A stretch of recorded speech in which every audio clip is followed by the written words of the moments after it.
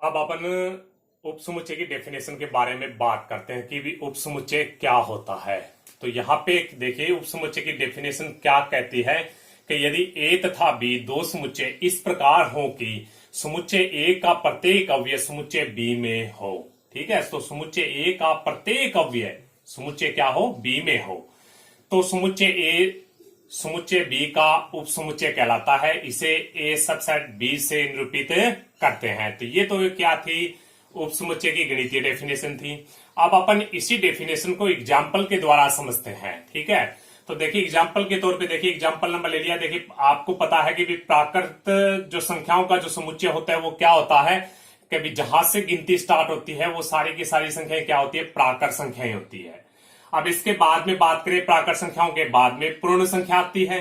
पूर्ण संख्या क्या होती है कि यदि प्राकृत संख्याओं में जीरो को शामिल कर लिया जाए तो उसको अपन क्या बोलेंगे, पूर्ण संख्या बोलेंगे। ठीक है, अब क्या होता है, पूर्ण संख्या के बाद में आती है पूर्णांक संख्याएं। तो पूर्णांक संख्याओं में क्या होता है कि भी जीरो के एक साइड में प्लस में गिनती चलती है और दूसरी साइड में क्या है, माइनस में गिनती चलती है। यानी जीरो के एक साइड में 1 2 3 4 इस प्रकार से और जीरो के दूसरी साइड में -1 2 3 4 इस प्रकार से। ठीक है, क्यू की डेफिनेशन, क्यू का मतलब होता है प्रीमेय संख्याओं की जो डेफिनेशन होती है वो ये होती है कभी एक्स एक ऐसी संख्या है कभी एक्स बराबर क्या है, पी बटे क्यू, और क्यू नॉट इक्वल टू 0 और पी और क्यू जो संबंध रखते हैं वो आई आप यानी पूर्णांक संख्या से संबंध रखते हैं। ठीक है, और आर क्या है, वास्तविक संख्याओं का समुच्चय। तो ये चारों पांचों क्या लिए हैं हमने, सिर्फ और सिर्फ समुच्चय लिए हैं। ठीक है, अब अपन इस डेफिनेशन की बात करें उपसमुच्चय की, तो डेफिनेशन के अनुसार अपन बात करें तो देखिए क्या कहता है कि यदि ए और बी दो समुच्चय इस प्रकार से हो कि या वो समुच्चय ए का प्रत्येक अवयव समुच्चय बी में हो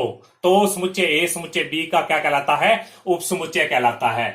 अब अपन इन दो समुच्चयों की बात करें, देखिए एन और डब्ल्यू की बात करें तो एन की सारी संख्याएं किस में आ रही है, डब्ल्यू में आ रही है। ठीक है, तो इसका मतलब एन सबसेट किसका है, डब्ल्यू का है। तो यहाँ पे अपन ये बात लिख सकते हैं कि एन सबसेट होता है किसका, डब्ल्यू का होता है।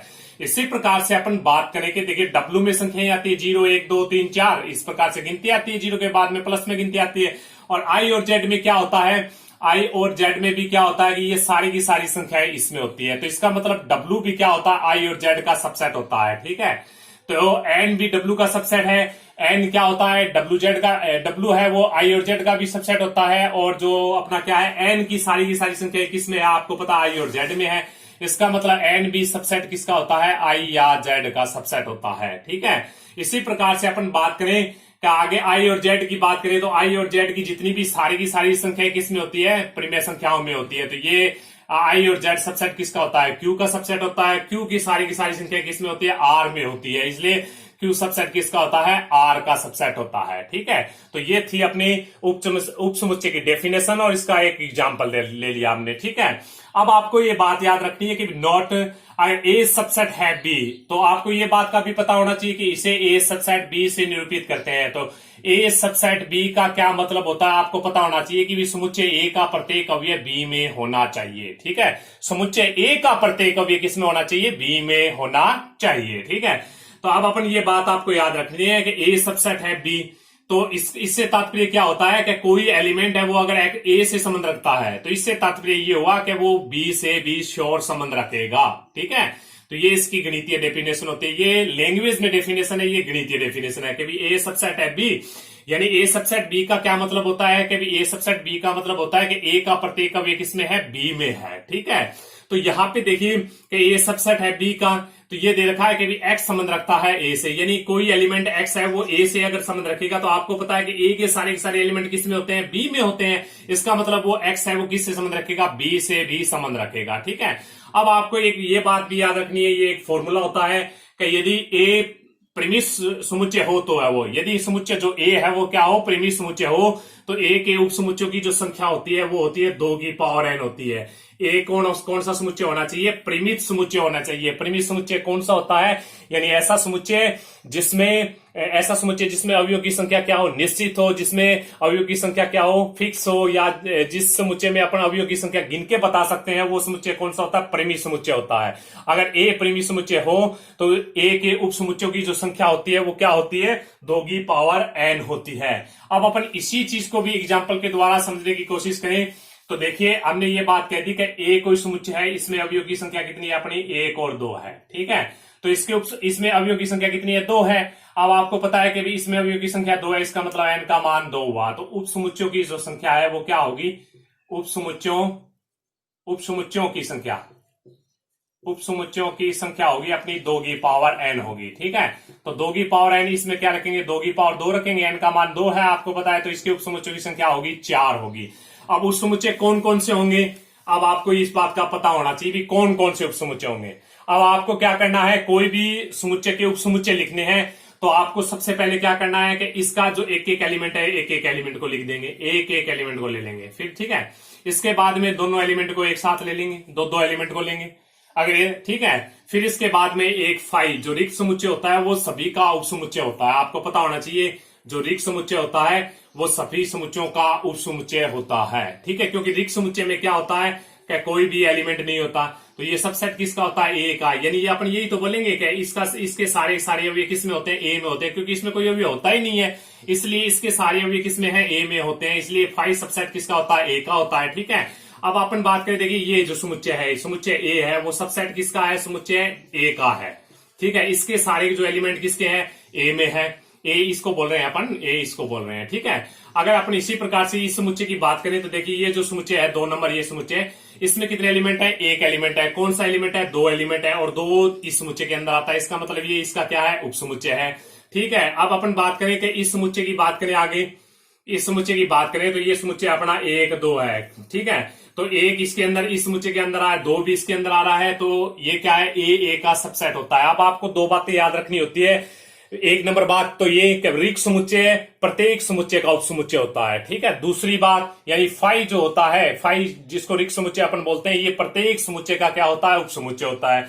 2 नंबर बात, प्रत्येक समुच्चय स्वयं का क्या होता है, उप समुच्चय होता है, यानी ए सबसेट किसका होता है, ए का होता ही है। ये आपको बताने की जरूरत नहीं, ये होता ही है। ठीक है, क्योंकि ए के सारे अवयव किस में होते हैं, ए में ही होते हैं। बी सबसेट किसका होता है, बी का सबसेट होता है। ठीक है, तो ये बात भी आपको याद रखनी है। अब अपन बात करें, देखिए इस प्रकार से अपने को 3 एलिमेंट दे दे, कभी समुच्चय ए में अपने को 3 एलिमेंट दे दे, तो इसमें अवयव की संख्या कितनी हो गई, समुच्चय ए में अवयव की संख्या कितनी हुई, 3 हो गई। ठीक है, तो उप समुच्चय की संख्या बताएंगे तो 2 की पावर n फॉर्मूला होता है, इसमें अपन 2 की पावर 3 रखेंगे तो कितना आएगा, 2 दूनी 4, 4 दूनी 8, यानी इसके जो उप समुच्चय बनेंगे वो 8 बनेंगे। अब आपको लिख के बताना है कि भी 8 कौन कौन से उप समुच्चय होंगे।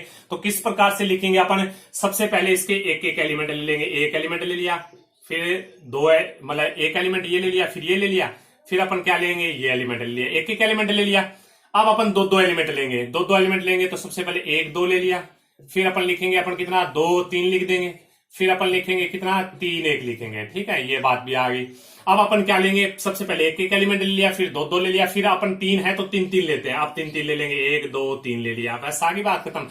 इसके बाद में कौन बच गया, 5 बच गया। आप गिने तो 1 2 3 4 5 6 7 और 8, 8 क्या होते हैं, ये समुच्चय ए के उप समुच्चय है। ठीक है, अब आपको क्वेश्चन नंबर 1 पे चलते हैं। क्वेश्चन नंबर 1 कहता है कि रिक्त स्थानों में सबसेट और सबसेट नहीं है, ये 2 चिन्ह भरकर सही कथन बताना है। ठीक है, आपको क्या करना है कि जो रिक्त स्थान जो दे रखे उसमें सबसेट है, अगर आपको भी ये बता, सबसे पहले इस बात का पता होना चाहिए कि अगर ए के सारे एलिमेंट अगर बी में है तो ए सबसेट किसका होता है, बी का सबसेट होता है।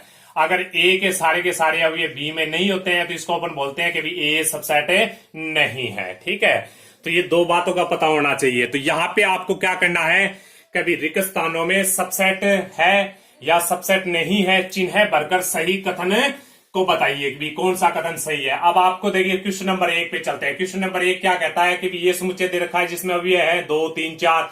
अब आपको ये समुच्चय दे रखा है, इसमें अवयव है 1 2 3 4। अब देखिए इस समुच्चय की बात करें तो इस समुच्चय का 2 अवयव 2 इसमें है, 3 अवयव 3 भी इसमें है, और 4 इसमें है। तो ये सबसेट क्या है, इसका उप समुच्चय है, तो यहाँ पे आएगा सबसेट आएगा। कभी ये कथन क्या है, अपना सही कथन है और ये इसका उप समुच्चय है। ठीक है, अब अपन क्वेश्चन नंबर 2 पे चले। क्वेश्चन नंबर 2 क्या कहता है कि भी ये अपना समुच्चय दे रखा है, ये समुच्चय दे रखा है। ठीक है, तो अब आपको क्या बताना है, सबसेट है या सबसेट नहीं है, ये बताना है। तो देखिए इसके अंदर ए है, इसके अंदर ए नहीं है, इसके अंदर बी है, इसके अंदर बी है, इसके अंदर सी है, इसके अंदर सी है, लेकिन ए एलिमेंट एक ऐसा एलिमेंट है जो इसके अंदर नहीं है। इसका मतलब ये इसका क्या नहीं है, सबसेट नहीं है, क्योंकि सबसेट की डेफिनेशन क्या कहती है क्या भी सबसेट की डेफिनेशन ये कहती है कि भी यहाँ पे जो अपन लिख रहे हैं इसका प्रत्येक अवयव और आगे वाले समुच्चय में क्या होना चाहिए, इसका प्रत्येक अवयव इसके अंदर होना चाहिए।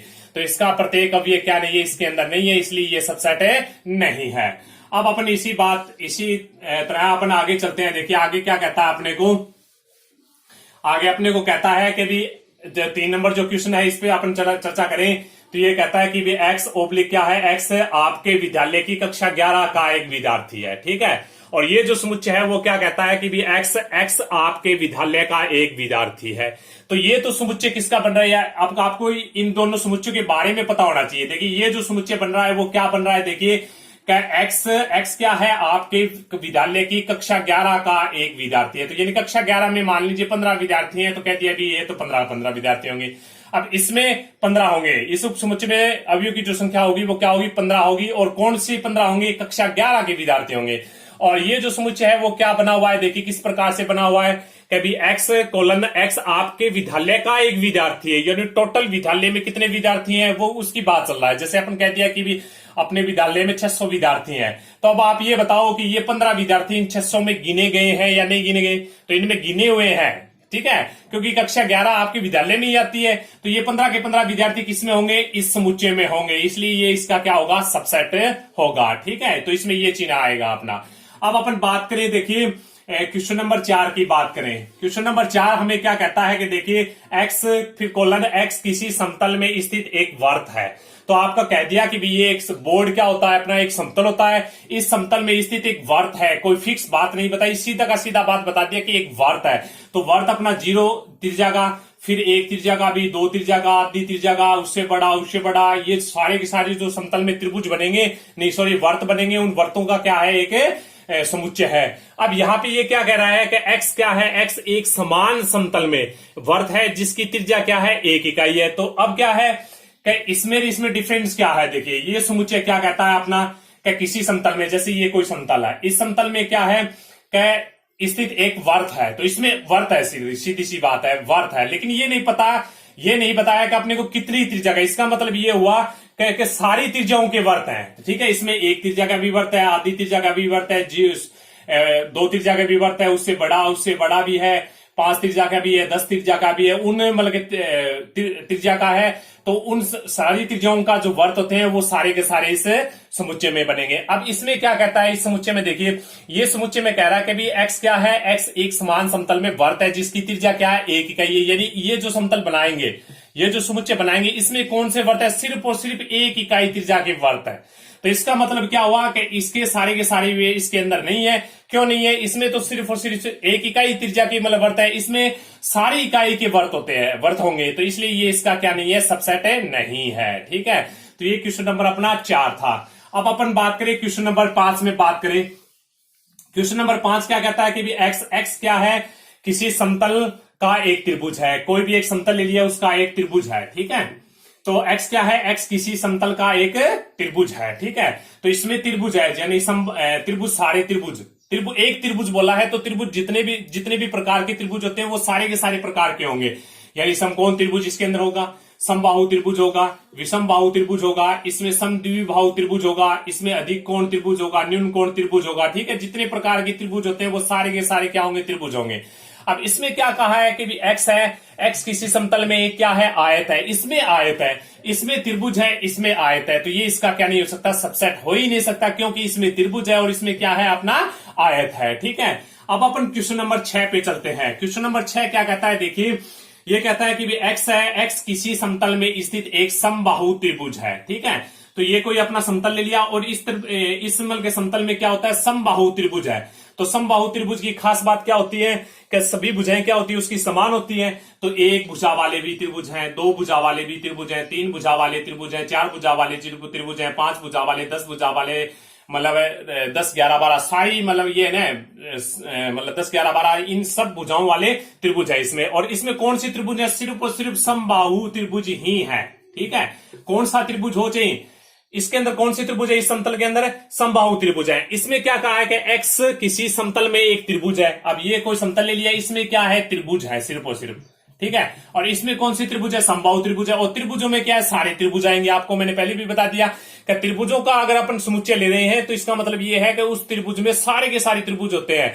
न्यून कोण त्रिभुज भी होते हैं, अधिक कोण त्रिभुज भी होते हैं, समबाहु त्रिभुज भी होते हैं, समद्विबाहु त्रिभुज भी होते हैं, और मतलब समकोण त्रिभुज भी होते हैं। तो ये सारे के सारे त्रिभुज किसमें? इसमें होंगे। इसका मतलब ये इसका क्या होता है? सबसेट होगा। ठीक है।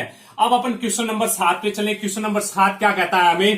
क्वेश्चन नंबर देखिए 7 हमें ये कहता है कि अभी x एक सम प्राकर्षण क्या है। तो सबसे पहले आपको पता होना चाहिए भी प्राकर्षण क्या कौन सी होती है। ये होती है 1 2 3 4 5 6 डॉट डॉट डॉट। इसमें सम प्राकर्षण क्या होगा? समुच्चय ये बनेगा। सम प्राकर्षण क्या होगा? समुच्चय 1 2 4 6 8। अगर किसी को नहीं पता है तो ये बात लिख लेना आप। ठीक है। और विषम प्राकर्षण क्या होगा? समुच्चय ये होता है। ठीक है। 3 5 7 डॉट डॉट। तो ये तो होता है अपना विषम प्राकर्षण क्या होगा? समुच्चय। और ये क्या होता है? अपना सम प्राकर्षण क्या होगा? समुच्चय होता है। तो यहाँ पे क्या कहा है कि x एक क्या है? सम प्राकर्षण क्या है, यानी ये समुच्चय लेना है। तो ये समुच्चय हमने ले लिया। अब अपन आगे बात करें। देखिए x एक क्या है? पूर्णांक है। अब आपको पता होना चाहिए भी पूर्णांक संख्याओं का समुच्चय कौन सा होता है। पूर्णांक संख्या को अपन i या z से निरूपित करते हैं, वो होती है। ठीक है। तो डॉट डॉट यहाँ पे लिख दिया -2 -1 0। अब आपको लेना है 1 ले लिया, 2 ले लिया, 3 डॉट डॉट, इस प्रकार से। तो इसमें क्या आती है कि 0 के एक साइड में प्लस वाली गिनती होती है, 0 के एक साइड में माइनस वाली गिनती होती है। अब देखिए ये सारी की सारी संख्या इसमें होगी या नहीं होगी। देखिए 2 इसमें आएगा, 3 के बाद में 4 भी होगा, 4 के बाद में 5 होगा, 5 के बाद में 6 भी आएगा, 7 भी आएगा, 8 भी आएगा। तो ये सारी की सारी संख्याएं इस समुच्चय में होगी, और इस समुच्चय में होगी, इसका मतलब ये क्या है? एक सबसेट होगा। ठीक है। तो ये अपना क्या होगा? एक सबसेट होगा। ठीक है।